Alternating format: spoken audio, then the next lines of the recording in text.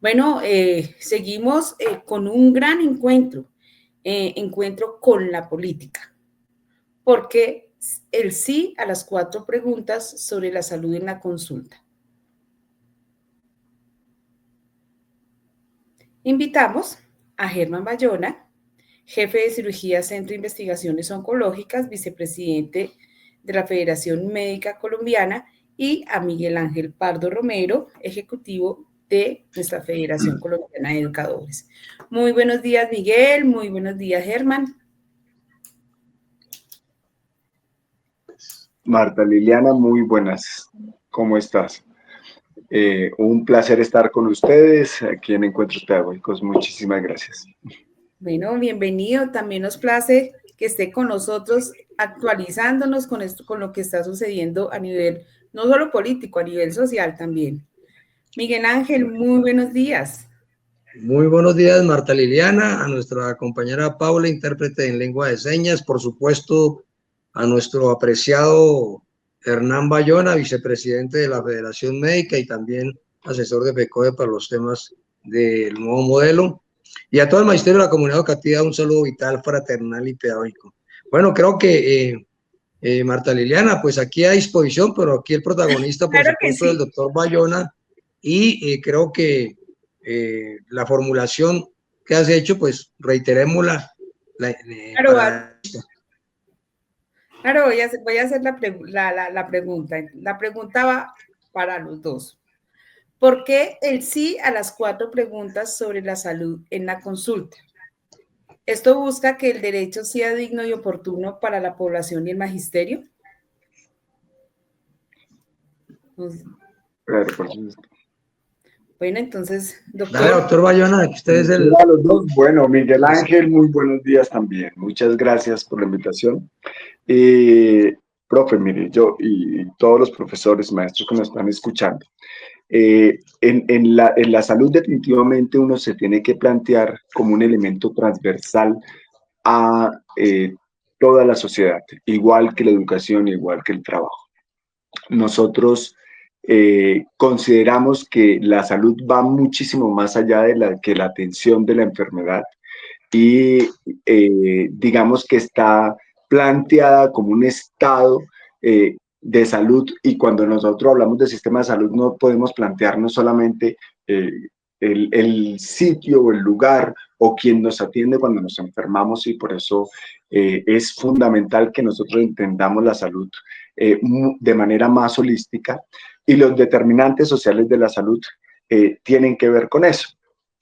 Así que cuando nosotros nos planteamos estas 4 preguntas y la reforma a la salud, nos estamos planteando un sistema de salud que va muchísimo más allá de la atención de la enfermedad. Estas 4 preguntas tienen que ver con el núcleo de la reforma a la salud, pero tienen que ver también con el núcleo y la estructura de una sociedad.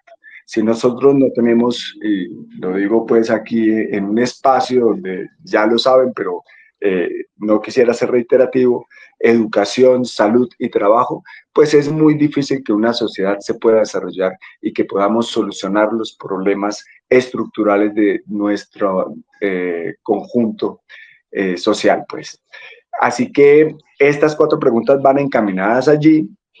La más importante de todas, sin duda, es definir que el sistema de salud cambie su objetivo de atender la enfermedad a un sistema predictivo y que esté dedicado a la promoción y prevención de la salud. Si no, el sistema de salud no puede ser sostenible económicamente en el tiempo, pero además no da los resultados que corresponden. Nosotros tenemos un sistema de salud con una gran cantidad de hospitales y clínicas intermediado por las EPS. Los hospitales y las clínicas están en un déficit económico muy importante, no les llega dinero para poder atender a las personas, sobre todo en las áreas rurales, y entonces eliminar la intermediación y cambiar esa estructura de solamente atender la enfermedad son ejes fundamentales de la reforma. basados obviamente en los otros dos pilares que son claves, que es fortalecer los hospitales y las clínicas y dignificar y mejorar las condiciones en las que los trabajadores de la salud ejercen su labor diariamente.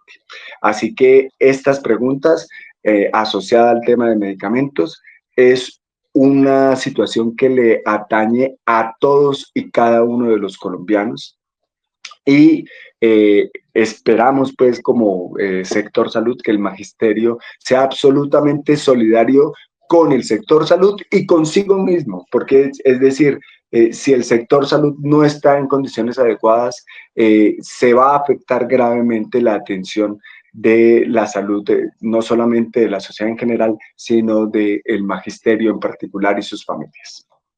Este punto, perdóname, Marta Liliana, porque este es un punto clave para resaltar y, digamos, para cerrar, para pasar a otra de las preguntas. Es decir, aquí el modelo a nivel nacional, la pregunta en la consulta lleva a suprimir intermediación, que al final se redundaría en fortalecer los hospitales públicos que atienden no solamente a la población, sino a los maestros y maestras de las zonas y sus familias de las zonas dispersas y rurales y en muchos municipios de ciudades intermedias. Voy a poner el ejemplo mío, que es el de La Mesa, por ejemplo, Cundinamarca. Soy hijo de Mesuno. Entonces, digamos, esto es muy importante en ese sentido. Y simultáneamente, pues está simultáneo con nuestro nuevo modelo que pues ha suprimido la intermediación en el acuerdo 03, pero que aún se resisten a a fortalecerse. Entonces, creo que esto es un elemento clave en la reafirmación que ha hecho el doctor Bayona. Y pues dejó en punta el doctor Bayona el tema de las farmacéuticas y lo que tiene que ver en particular en la consulta sobre el tema y a nivel general, y por supuesto ha sido una de las grandes dificultades de nuestro nuevo modelo, porque todas las farmacéuticas que contrataron hace un año pues han incumplido, y creo que han incumplido, unas más que otras por supuesto, han incumplido en razón de que pues de cierta forma, en mi opinión, usted me corrige, son unos monopolios que pueden hacer lo que se les venga a gana, por lo menos con las que se firmaron. No, y con todas en el país. Mire que los gestores farmacéuticos importantes de este país no superan los 5 o 6 gestores farmacéuticos porque digamos que se convirtieron en un oligopolio y son simplemente intermediadores que buscan obviamente ganar dinero a partir de la intermediación. Y eso en el sistema general, tanto en el sistema general como en el magisterio, ha generado un aumento en el precio de los medicamentos en el país. Y de tal manera que incluso pueden llegar hasta el 200% en el caso de algunos medicamentos. O sea, incremento en el costo de los medicamentos hasta en el 200%. Eso definitivamente solamente se puede lograr eliminando la intermediación. Y eso es lo que propone la pregunta allí, es hacer la compra centralizada por parte del gobierno y a partir de ahí empezar a generar toda una estructura o condiciones para poder recuperar la industria farmacéutica en el país que se perdió con el advenimiento de la Ley 100 y con la aparición de los gestores farmacéuticos que se convirtieron pues en esos intermediadores. En el caso del magisterio, esto asociado a un manual tarifario adecuado en la contratación de los prestadores primarios, pues nos permitiría controlar el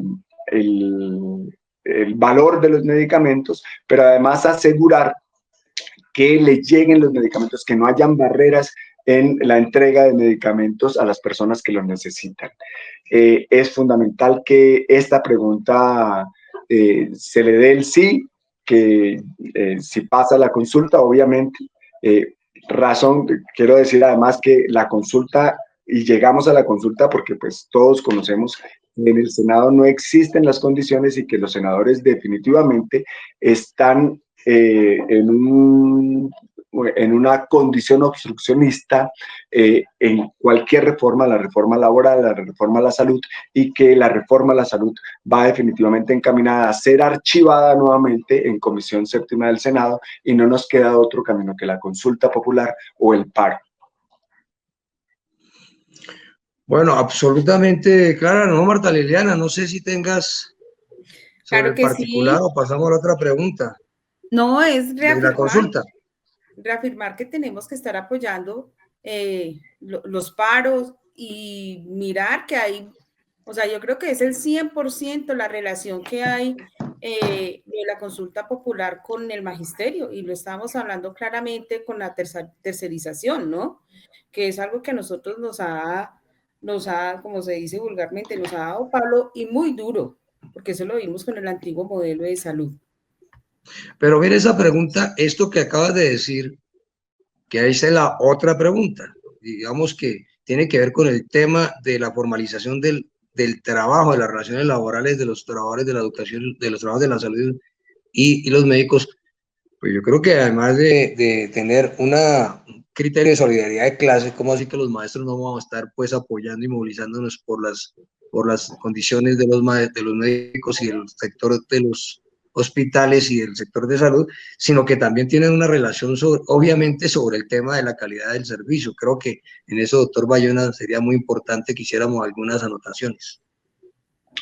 Pues miren, ahí creo que vale la pena entender varias cosas. La primera, que digamos, si no le llegan suficientes recursos a los hospitales y clínicas, las clínicas y hospitales no pueden garantizar las condiciones laborales de los trabajadores de la salud. Entonces, digamos que todas las preguntas van interrelacionadas, están engranadas, pero digamos que si los hospitales y clínicas no tienen dinero, no pueden contratar personas de manera constante o con condiciones laborales dignas, pues obviamente no van a atender de manera digna a los pacientes. Entonces allí los maestros también están, digamos, involucrados, y es fundamental que lo entiendan. Además, que entiendan que las formas de contratación tienen que ver con la calidad y con la autonomía profesional. Si nosotros tenemos contratos basura, definitivamente no hay forma de que nosotros podamos atender con calidad a los pacientes. Recientemente lo había expresado en la Comisión Séptima, en el programa anterior, que uno no puede ser evaluado como si fuera una cinta de producción de pocillos o de zapatos o de cualquier otro implemento, porque se plantean que uno atienda pacientes en 6 horas, en triage 80 pacientes, o sea, a razón de más o menos 4 minutos por paciente. Eso es un absurdo. Eso si el médico no va al baño o se va a tomar un tinto siquiera.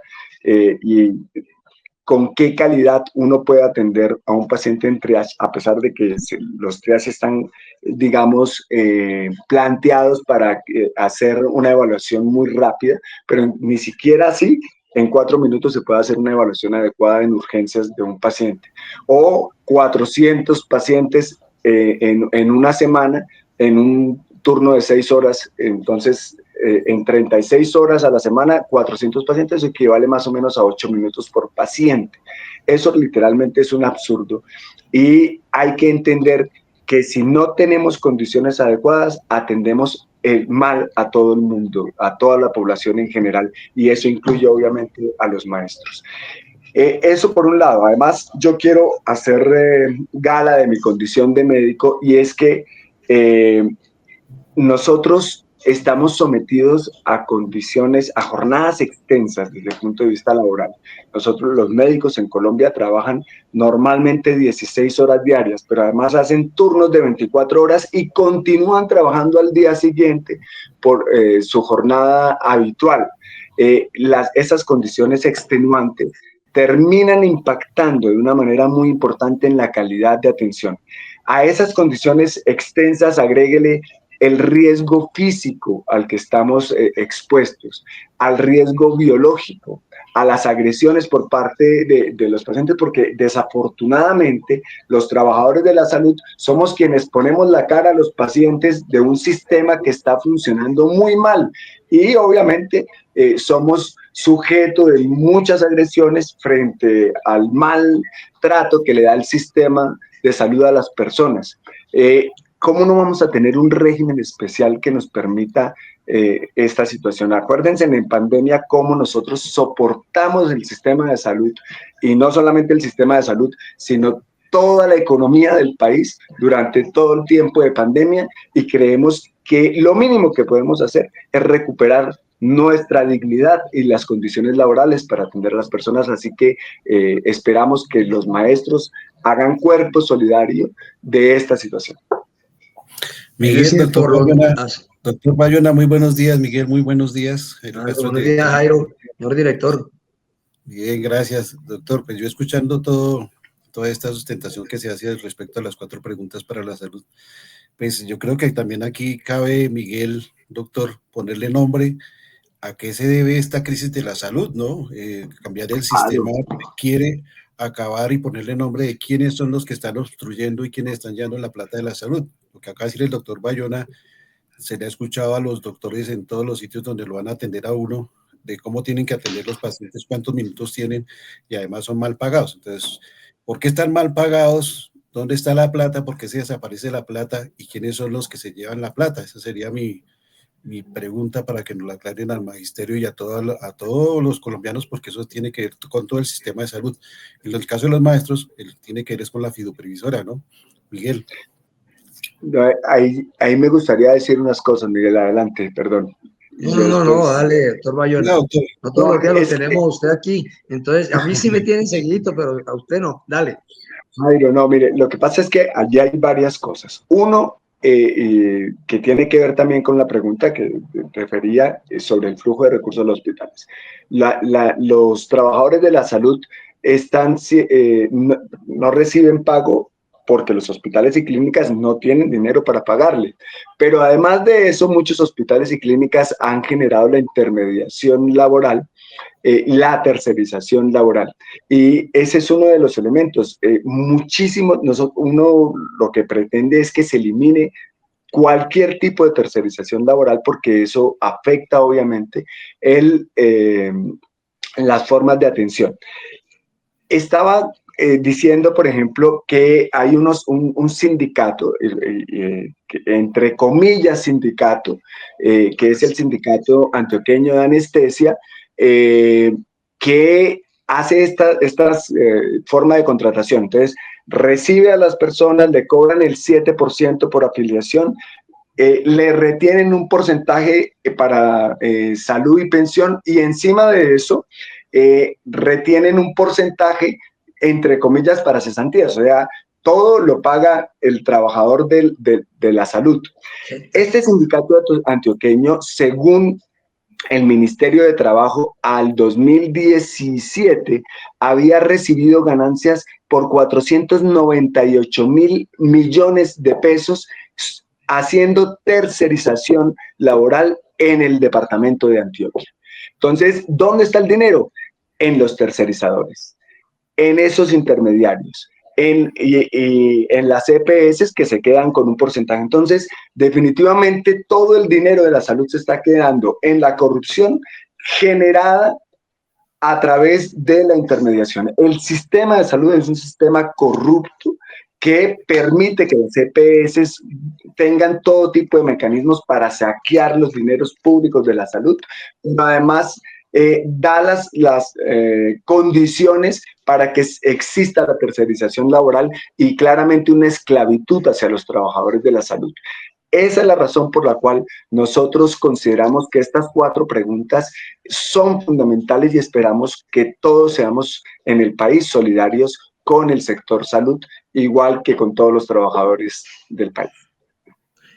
Jairo, yo acudo a las cifras que el mismo doctor Bayona ahorita nos brindaba en el programa de encuentro de FECODE, y es que el tema es que hoy las entidades médicas están en un 19% en los hospitales públicos, ¿sí es así, doctor Bayona? Sí, Y el 19%. 1% mixtos y el resto privadas. Luego, en el modelo de salud de los maestros y maestras, pues eso se refleja. Y se refleja en que en la mayor parte de las entidades donde nosotros tenemos que acudir, porque existe esa proporción también, es a las entidades también privadas. Entonces, si las condiciones laborales que ha planteado el doctor Bayona, que tienen un efecto indiscutible, por supuesto, en la calidad del servicio, no se resuelven, pues también población entera y maestros y maestras y sus familias, pues salen afectados. Entonces, esto que dice, por ejemplo, el señor Galán, perdónenme, me meto a semejante personaje aquí, el alcalde de Bogotá, que dice que los maestros no deben salir a paro porque nada tiene que ver los puntos de la consulta con los maestros y maestras, pues no solamente es un análisis mezquino, sino cómplice con los mercaderes y con los intermediarios. Yo creo que esto es una predicción que hay que señalar. Y paso al tema de la pregunta sobre la prevención, porque ese es el otro pulso que tenemos en la entidad, en lo que corresponde al modelo del magisterio y al modelo general. Nosotros, pues los recursos que queremos quitarle a la intermediación es para que se fortalezca más un sistema preventivo en salud. Y creo que esa nota es muy importante que la desarrolle doctor Hernán. Sí, es cierto. Miren, los modelos de salud en el mundo, llámese, vamos a ponernos con los países como Inglaterra, Francia, España, si nos queremos comparar con los países desarrollados, o con países no tan desarrollados y más cercanos a nosotros en Latinoamérica, Chile, Costa Rica, y Cuba, tienen, digamos, gastan el 30 o 40% del gasto total en salud, en prevención. Colombia no alcanza al 3 o 4% del gasto en salud en promoción y prevención. Eso hace que las personas se enfermen de manera muy importante, pero además que no exista prevención secundaria, que es que las personas que están enfermas sean atendidas de manera temprana y tengan controles para evitar que existan complicaciones de la enfermedad. Y por eso, en el caso del magisterio, tenemos un gran porcentaje de personas con cáncer porque no se hace detección temprana, un gran número de personas que llegan a accidentes cerebrovasculares, a infartos del miocardio, porque no se atienden los pacientes hipertensos y diabéticos de manera adecuada. Entonces, un sistema de salud que no gasta en promoción y prevención no es sostenible económicamente en el tiempo. Pero más allá de la economía, los efectos deleterios y las secuelas que generan no atender la enfermedad de manera temprana y evitar que la gente se enferme, genera indicadores de salud que nos ponen en los últimos lugares en el mundo en los sistemas de salud. Por eso tenemos una mortalidad materno-infantil tan elevada, por eso tenemos una mortalidad de cáncer, de pacientes con cáncer tan elevada, y por eso tenemos un gran número de pacientes con insuficiencia renal y en diálisis renal, que no debería ocurrir, por encima de todos los indicadores y porcentajes que tenemos en los países vecinos y en el mundo en general. Bueno, doctor Bayona, muy importante todas estas aclaraciones. Creo que la conclusión es que los maestros y maestras, sin ninguna duda, si estamos hablando de un paro nacional de la salud, pues empecemos fortalezcamos el del 28 y 29, porque este sí es un paro que tiene como objetivo a los principales autores materiales e intelectuales de que los sistemas de salud, el general y el nuestro, estén en las dificultades que hoy estén. Gracias, doctor Bayona. Marta Liliana, entonces paso la posta.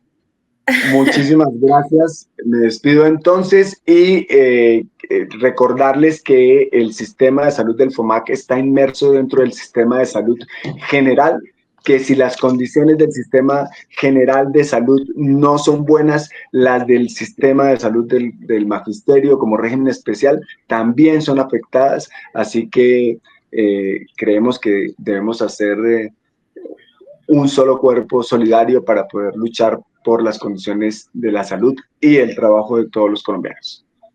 Bueno, Miguel Ángel, doctor Bayona, y bueno, gracias por hacernos reconocer la importancia de ir el 28 y el 29 a las calles. Estamos hablando de varios elementos, entre esos está la tercerización y la prevención, que nosotros hasta ahora estamos empezando con esos cuadros epidemiológicos y que se necesita de ir más allá. Muchas gracias. Un placer, hasta luego. Bueno, hasta luego.